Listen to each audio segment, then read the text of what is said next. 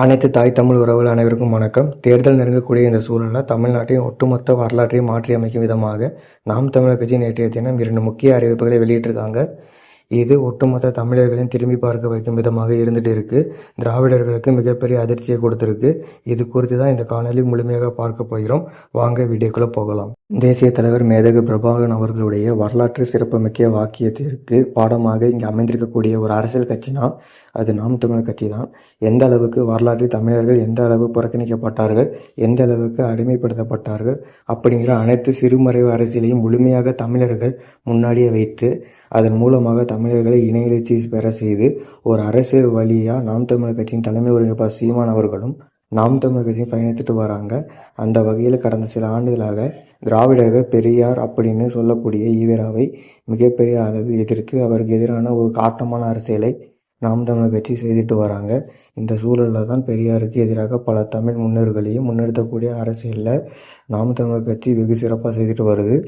ரொம்ப முக்கியமாக சமீப காலமாக பிராமணர்களை கன்சல்ட் பண்ணும் விதமாக பல பிராமண முன்னோர்களையும் நாம் தமிழர் கட்சி கொண்டாடிட்டு வருது. அதில் முக்கியமாக சமீபத்தில் பாரதிக்காக நடந்த விழாவில் சீமான் அவர்கள் பேசியது ஒட்டுமொத்த திராவிட கூடாரத்தையுமே அதிர வைத்துள்ளதாக இருக்குது. அந்த அளவுக்கு கத்தி கதறி கொண்டாடியிருக்கும் அவர்களுக்கு மேலும் ஒரு அதிர்ச்சி விதைக்கும் விதமாக 20ஆம் தேதி சனிக்கிழமை மாலை 3 மணிக்கு திருச்சியில் தமிழ் மீட்சி பாசறை ஒரு மாபெரும் கருத்தரங்கை நடத்துகிறாங்க.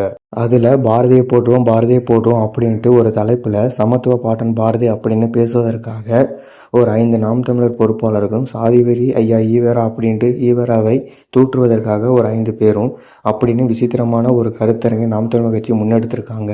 இது பிராமணர்கள் மத்தியில் மிகப்பெரிய ஒரு மகிழ்ச்சியாக ஏற்படுத்தி இருக்கு. அதற்கு அடுத்ததாக வரக்கூடிய 2026 ஜனவரி 3ஆம் தேதி சனிக்கிழமை மாலை 3 மணிக்கு தஞ்சாவூரில் பெரியாரை போற்றுவோம் அப்படிங்கிற ஒரு மாபெரும் பொதுக்கூட்டத்தை நாம் தமிழர் கட்சி நடத்தியிருக்காங்க.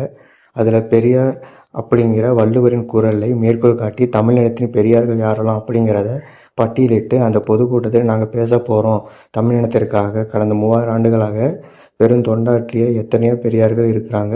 அவர்களை தான் நாங்கள் பெரியார்னு முன்னிறுத்தி போற்ற போகிறோம் அப்படிங்கிற ஒரு இதன் மூலமாக காட்டினாங்க.